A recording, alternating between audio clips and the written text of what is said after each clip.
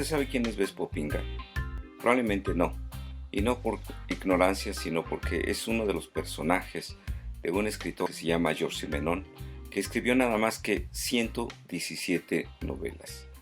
De esa manera, pues es imposible recordar todos sus personajes.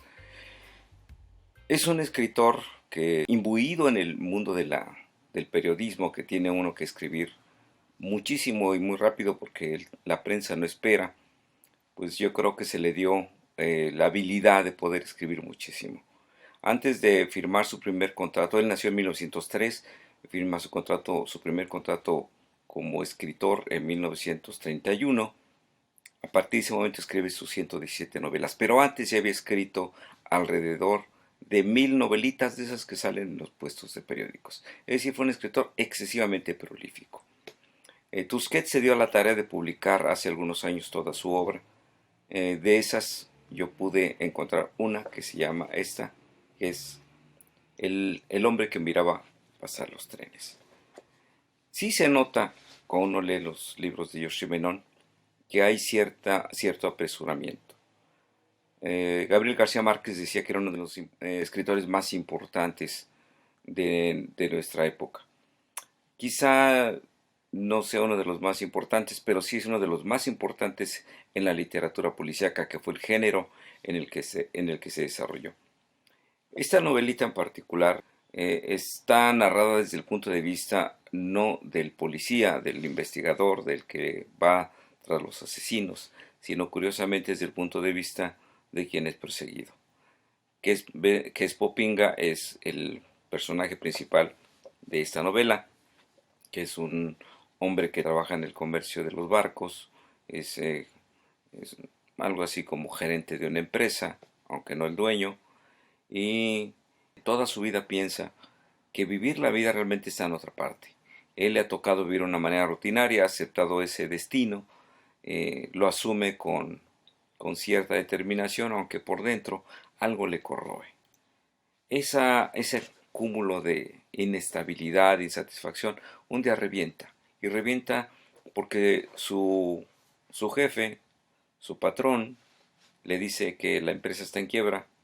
Entonces, él se da cuenta que si la empresa está en quiebra, él está en quiebra. Es decir, todo lo que él tiene, su casa, la estabilidad familiar, todo lo que tiene, se va a ir.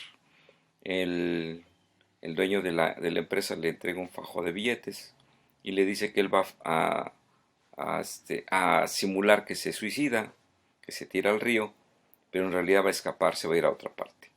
Esa misma noche que un barco está en problemas, fue cuando lo encuentra en un bar, cuando le cuenta este tipo de cosas, lo acompaña hasta la estación del tren después de haber tirado las ropas cerca de un río y desaparece. Este hombre, a partir de ese momento, empieza a tomar una serie de decisiones muy singulares. Si ya no le queda nada, pues total, va a vivir la vida. Y lo primero que hace es dormir hasta tarde.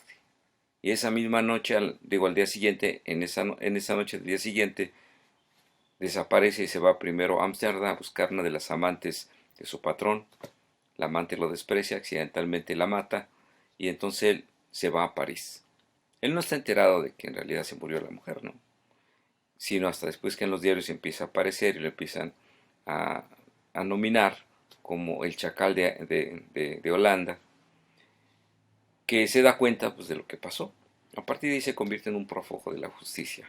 Va teniendo encuentros casuales con prostitutas, tiene un comportamiento muy singular. El hombre simplemente no siente nada, no siente deliro de persecución, no siente miedo, tiene una templanza fuera de lugar. Ve pasar las cosas y la policía lo empieza a buscar, pero se dan cuenta que como no hay un retrato fiel, donde se para incluso enfrente de los policías, no lo reconocen, nadie lo reconoce. Sin embargo, unas personas con las que entra en contacto lo van reconociendo. Y al principio desespera que este hombre que podríamos pensar es como alguien que está en un barco y se está hundiendo y no hace absolutamente nada. Está dejando que se hunda todo. Él no reacciona, no aprovecha las circunstancias, simplemente deja que el río de la vida se lo lleve.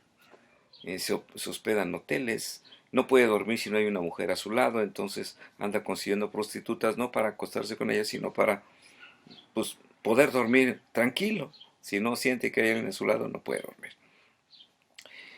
Sin embargo, pues las cosas se le van complicando cada vez más en esa situación. Se enrola con unos, se enrola con otros, como decía anteriormente, y a veces las cosas no le empiezan a salir bien. No les cuento más. No sé si sea posible conseguir esta novela. Yo hace muchos años la compré. De hecho, es la segunda vez que la leo.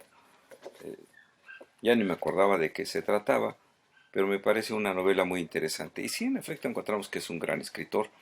Un escritor que seguramente no se regresaba mucho a corregir, no se regresaba mucho a repensar. Sí, de pronto se siente como que se le van ocurriendo cosas y mueve su personaje de un lado para otro, pero va teniendo una cierta consistencia.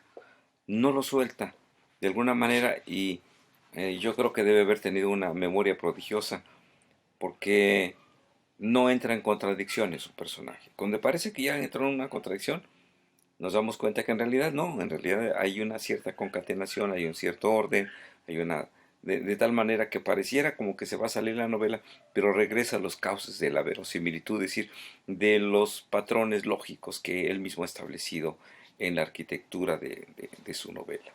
Me gustó mucho la novela, la leí muy rápido, tiene 240 páginas, pero se leen muy rápido. Entonces mi comentario de hoy, un gran escritor de novela policíaca, Georges Simenon, que es admirado y es maestro de muchos de los escritores de novela policíaca. Muchas gracias, soy Jeremías Ramírez.